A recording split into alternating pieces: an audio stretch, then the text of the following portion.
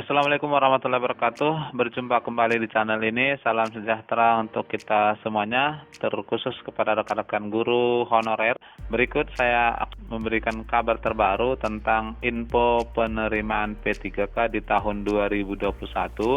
Nah, rekan-rekan sekalian, guru honorer, jangan lupa lakukan verifikasi ijazah sebelum pendaftaran P3K agar tidak gagal.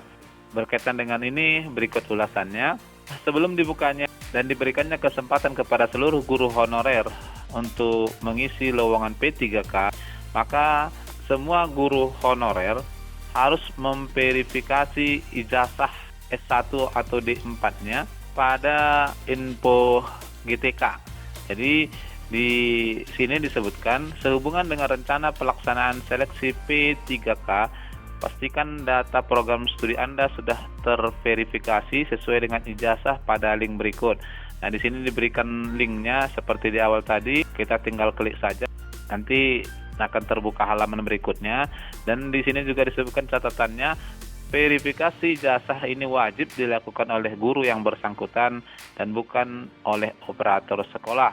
Jadi penting sekali ya kepada Bapak Ibu yang akan mengikuti P3K memperhatikan ini. Nah, sekaligus juga di sini agar nantinya Bapak dan Ibu bisa mengikuti program ini, Bapak Ibu sekalian perlu memperhatikan rasio kebutuhan guru di sekolah masing-masing. Nah, kenapa saya katakan demikian? Karena memang ke depan ya, bahwa Kemendikbud bersama dengan BKN akan berkoordinasi sekaligus memvalidasi semua kebutuhan guru di Pemda dan di sekolah yang nantinya dituangkan sebagai formasi kebutuhan untuk P3K di tahun 2021. Nah, Bapak Ibu sekalian bisa ngecek rasio kebutuhan guru bidang studi Bapak Ibu di info GTK. Nanti akan tampilannya seperti ini, ada rasio kebutuhan guru, nama, NUPTK, sekolah Indo, rasio kebutuhan. Nah, bila rasio kebutuhan yang ditetapkan oleh Kemendikbud ternyata melebihi guru yang ada di situ untuk bidang studi tertentu, maka kecil kemungkinan ya sekolah itu akan diberikan kesempatan untuk mengangkat P3K. Oleh karena ini penting sekali kepada Bapak Ibu agar memastikan masing-masing apakah kiranya sekolah tempat Bapak Ibu mengajar sekarang ini kemungkinan akan diberi kesempatan mengangkat P3K atau tidak, dilihat melalui rasio kebutuhan guru. Berkaitan dengan verifikasi ijazah tadi, apabila Bapak Ibu sudah membuka link yang diberikan di situ, maka tampilannya akan seperti ini. Di sini tampak riwayat mengajar Bapak Ibu sekalian ya, berapa tahun mengajar, kemudian nama sekolahnya.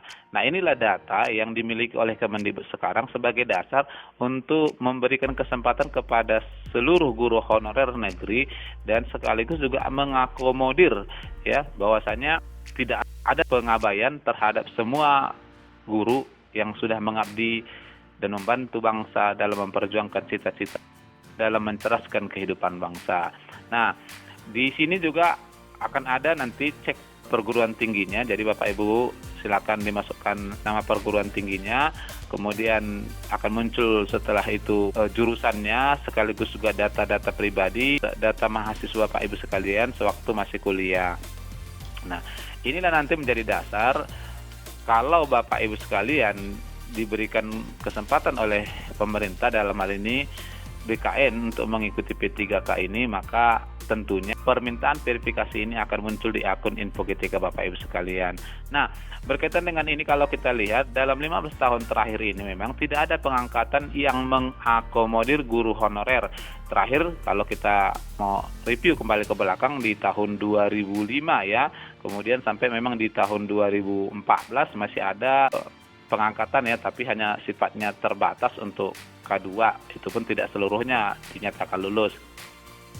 Dan di tahun 2020 ini, kalau Bapak Ibu ikuti konten-konten yang saya bagikan, bahwa permintaan Kemendikbud untuk pemenuhan kebutuhan guru yang hampir mencapai 1 juta guru tahun 2022 ini adalah melalui program P3K.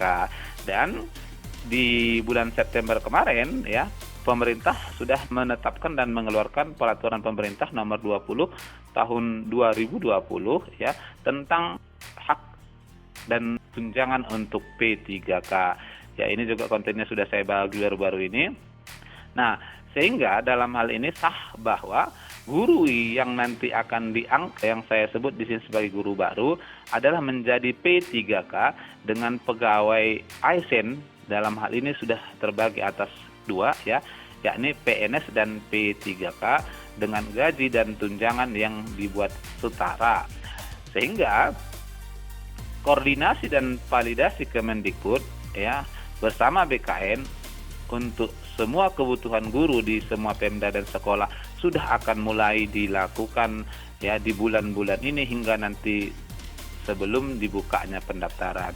Dan kalau kita ikuti juga perbedaan yang paling mendasar antara P3K dengan PNS pada dasarnya adalah bentuk tunjangan pensiunnya.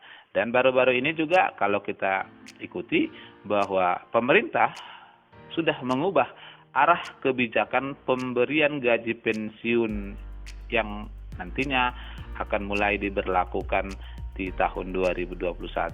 Sehingga kemudian Bapak Ibu sekalian, agar kiranya apa yang menjadi program pemerintah ini dapat kita ikuti, maka mari sama-sama kita mempersiapkan diri sejak sekarang, baik itu mengenai tertib administrasi maupun mengenai pemahaman dan pengetahuan kita untuk kebutuhan seleksi nanti.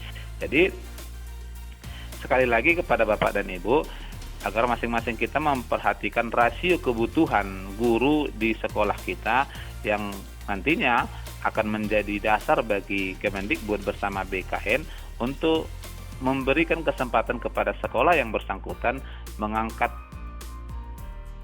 guru P3K di sekolah tersebut. Nah, tentu saja sekali lagi kalau rasio yang diperkenankan oleh Kemendikbud melebihi kebutuhan guru yang sudah ada di sekolah, maka tentu saja sekolah tersebut tidak akan diberikan kesempatan untuk mengangkat P3K sesuai dengan jurusan yang disebutkan. Nah, berkaitan dengan persiapan untuk mengikuti P3K ini, Bapak Ibu sekalian, guru honorer akan diberikan kemudahan dengan diberi kesempatan mengikuti seleksi sebanyak 3 kali.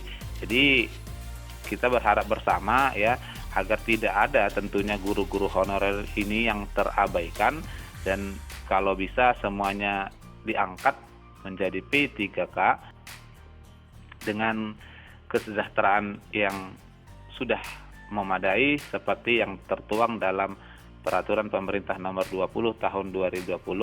Nah, dalam hal ini tentu saja untuk mengakomodir guru-guru yang sudah berusia 35 tahun ke atas, maka masa kerja seperti yang Bapak Ibu lihat di depan tadi akan menjadi prioritas utama. Nah, barangkali ini informasi yang saya sampaikan, semoga bermanfaat. Wassalamualaikum warahmatullahi wabarakatuh.